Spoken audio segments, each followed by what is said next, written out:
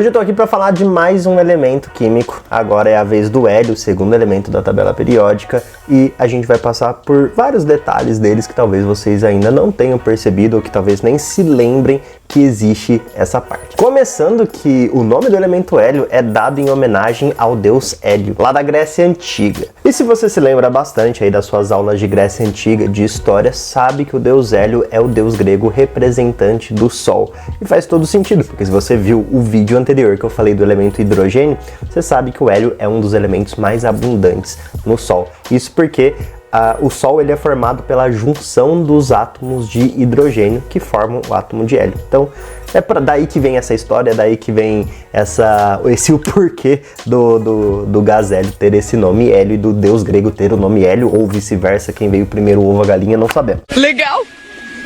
Bem louco!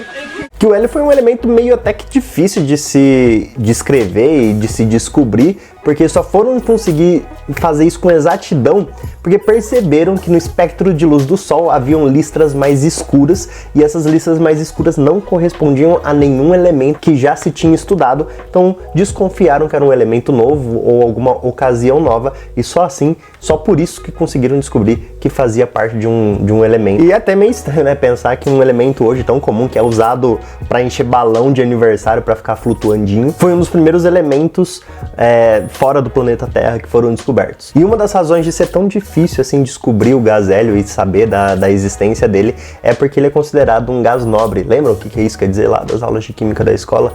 Gás nobre é um elemento estável já no meio ambiente, então ele não reage com nenhum outro elemento, não faz ligações químicas com nenhum outro elemento. Isso porque ele já é estável, como os gases nobres apresentam 8 elétrons na última camada, com a exceção do hélio, que é estável somente com 2 elétrons na última camada. E por não reagir com nenhum elemento, ele é muito difícil de ser detectado por métodos convencionais de pesquisa, né? Então por isso que deu uma certa demora aí para descobrir quem era o hélio, da onde ele veio, para onde ele vai, por isso que foi difícil. Ah, agora eu entendi! E também lembra que eu falei no vídeo passado que o hidrogênio era bastante usado em dirigíveis e zeppelins porque ele era um elemento muito leve e o que fazia os dirigíveis subirem e alcançarem altitudes legais para aquela época, mas tinha um problema com o hidrogênio, é que ele era muito inflamável, ao contrário do hélio, que também é bom para isso, né? Como eu já disse, a gente usa em bexigas para ficar flutuando, e além disso, ele não é nada inflamável, ele não pega fogo, o que se torna mais seguro, né, pro que o pessoal ande por aí e pouse em segurança, sem nenhum risco de inflamar ou vazamento, de explodir e tal. Mas ele é um pouco mais pesado do que o hidrogênio, o que faz ele ser menos competitivo para aquela galera que é mais competitiva. Também um pouco mais caro, um pouco não, bastante mais caro, mesmo porque todo o hélio proveniente aqui do planeta Terra vem do decaimento de elementos radioativos. Elementos como, por exemplo, o urânio e também o tório, já que esses dois elementos radioativos eles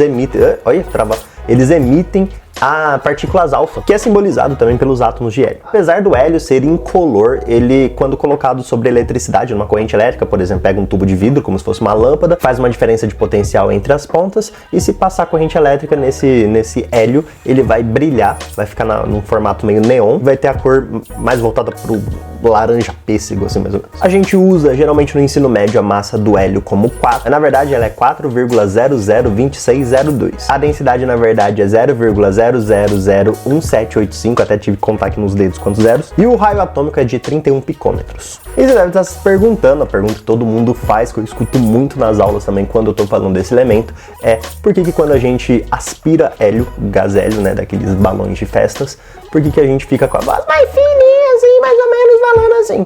Você tá falando sério?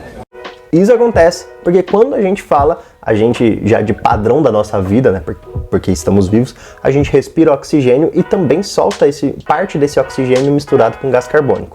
E quando a gente solta na hora de falar, passa pelas nossas cordas vocais e vibra elas o que faz sair o som.